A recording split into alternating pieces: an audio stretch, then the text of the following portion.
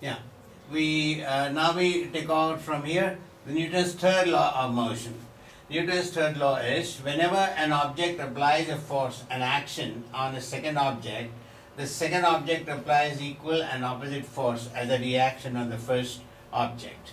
For example, I have a pen here sitting on my hand. So the pen is applying a force down there, the hand is reacting. So the gravitational force of the pen is the action, and the reaction offered by my hand, the support offered by my hand is the reaction. The Newton's third law is also defined as to every action there is an equal and opposite reaction, and it takes place on two different bodies. This is number one. Secondly, action and reaction are equal and opposite, and they're instantaneous and they're simultaneous as well. The simultaneity will come to the next stop. Next. The law of conservation of momentum. Before we go to that, understand the Newton's third law. Newton's third law says that the action and reaction are not to be taken as consequent to one another. For example, it is not that the reaction comes because after the action is there. For example, if there is a good rain, then there's a good crop is possible. So now good crop is a consequence of good rain. If I am not healthy, if I take medicine, I become healthy. So medicine that works on my body for some time makes me healthy. So medicine makes one healthy is action is not action reaction kind of a thing. It is true that it is because of medicine the health has come back. But the issue is action and reaction are not like that. And as soon as the action happens, the reaction also begins. So we say that they are simultaneous. The simultaneous means anything can be called as an action and the other will be a reaction. Now, the law of conservation of momentum. If there are no external forces acting on a system, the total momentum remains constant. That is, if F net is 0, then delta P is also 0. If F net is 0, then delta P is 0. This is a very important law. It is now you have heard the law of conservation of energy, which is central to physics. This is equally central to physics. Then you should get this very clearly. If there are no external forces acting on a system, the total momentum remains constant. That is, if F net is 0, delta P is 0, therefore P is constant. P is the momentum. Notice that F, delta P and P are all vectors. An object is said to be in equilibrium when it has 0 acceleration. If an object doesn't have any acceleration, then we say that it is in equilibrium. For example, in a tug of war environment, when two parties are pulling the rope and the umpire is somewhere in the middle, notice that the rope moves neither to the left nor to the right. So this is because the action and reaction have been equal, and so the midpoint is in equilibrium. A gravitational force Fg bar on a body is a certain type of pull that is directed towards a second body. For example, as a pen falls down, the pen is being pulled by the earth. The weight W of a body is equal to the magnitude Fg of the gravitational force on the body. Realize that as the pen is pulling in free fall, as the pen is being pulled by the earth is also being pulled up. But we are not able to experience it because we are right smack standing on the earth. But if we were away from the earth, that is somewhere in the moon or elsewhere, then we can see earth also coming up a little, but the pen will be moving much, more prominently. This is because the acceleration of the pen will be more than that of the earth. Notice that acceleration is nothing but the amount of, that is the change in motion will be directly inversely proportional to the mass. The mass of the earth being very heavy, it will appear to move very little, but pen being very light will appear to move much more. The weight of a body is equal to the magnitude Fg of the gravitational force of the body. Next. When a body presses against the surface or even seemingly rigid one, deforms and pushes on the body with a normal force Fn bar that is perpendicular to the surface. For example, when you are sitting on a chair, the bottom of the chair is also pushing you up, or the legs which are standing on the ground, on the floor, they are also being pushed up. So when an object is pressing against the surface deforms and pushes on the body with a normal force Fn bar that is perpendicular to the surface. Notice that this board is stuck to the wall. So as it is stuck to the wall, there is a reverse force also. Friction is a force applied on the surface of an object when it is pushed or pulled against the surface of another object. For example, as I am moving the pen on the thing, there is a friction. When I move my hand, there is a friction in a direction opposite to that of the force of motion. So friction is the force applied to the surface of an object when it is pushed or pulled against the surface of another object. So when there are two surfaces in contact and one surface starts moving over the other, the frictional force comes into the picture in a direction against the direction of motion.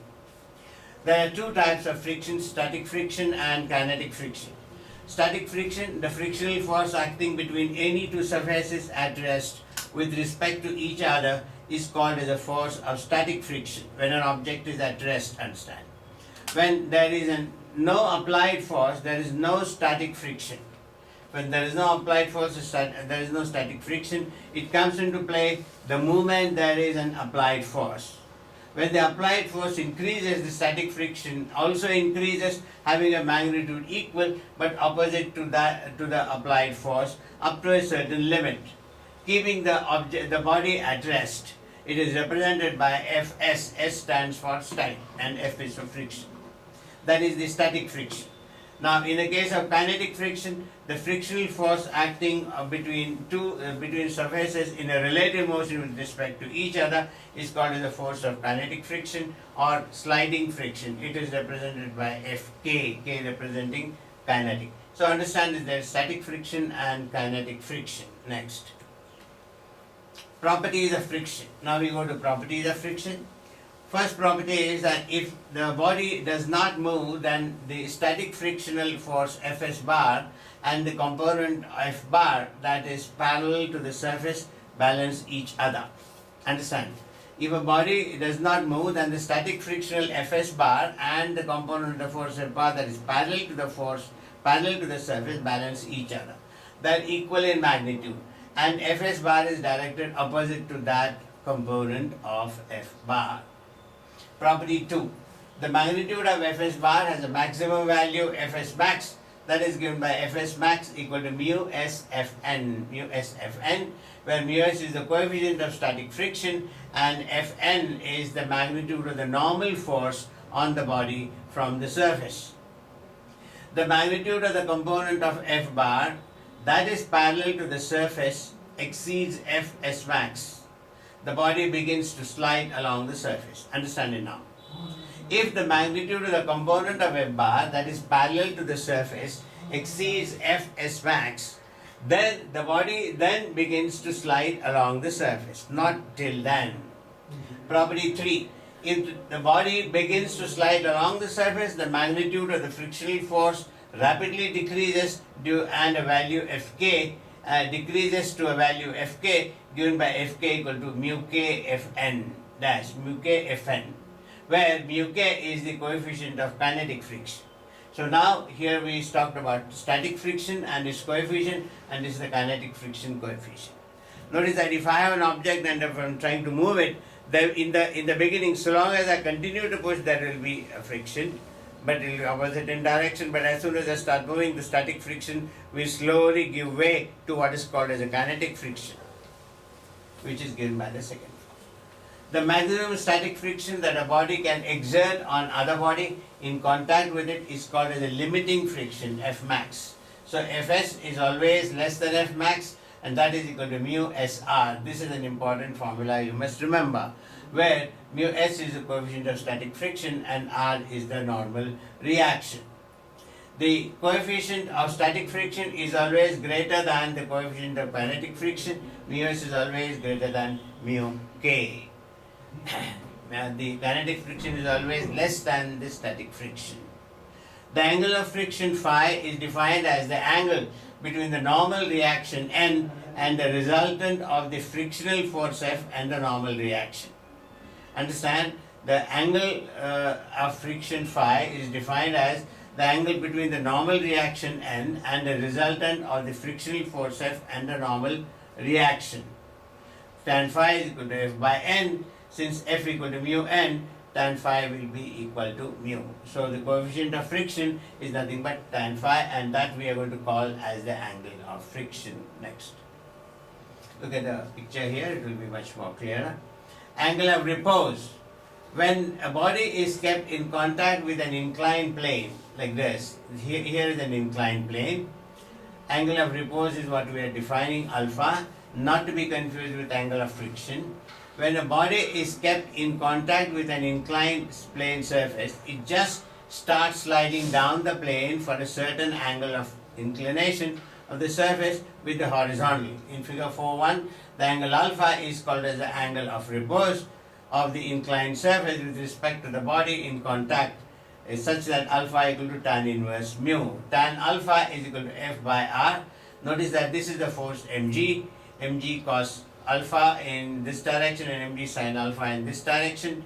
The mg cos alpha will cancel with the normal reaction R, leaving mg sin alpha to act, and it will start sliding down.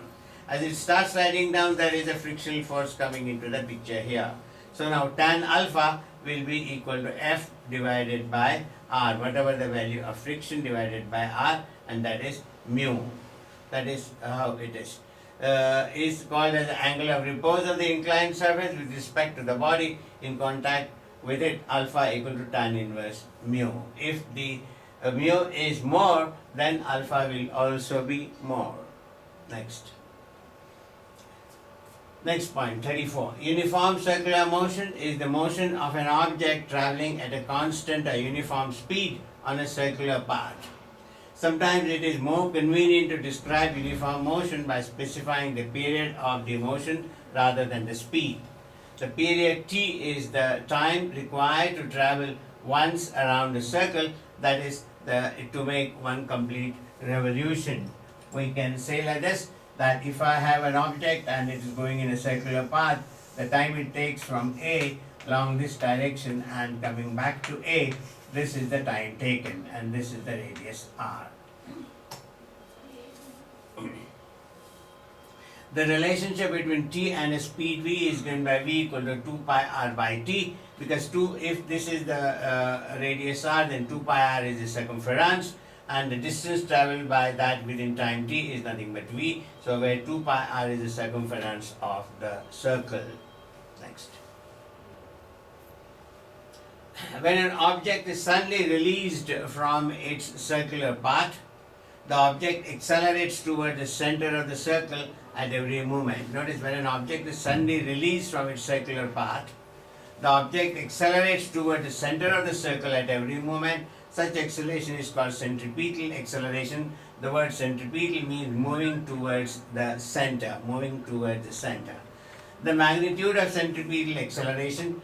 The centripetal acceleration of an object moving with the speed v on a circular path of radius r has the magnitude AC, given by AC equal to v square by r. V is nothing but 2 pi by t we have studied already, and r is the radius. So you should know that this can be r. R is the radius here. So this is the centripetal acceleration. Next.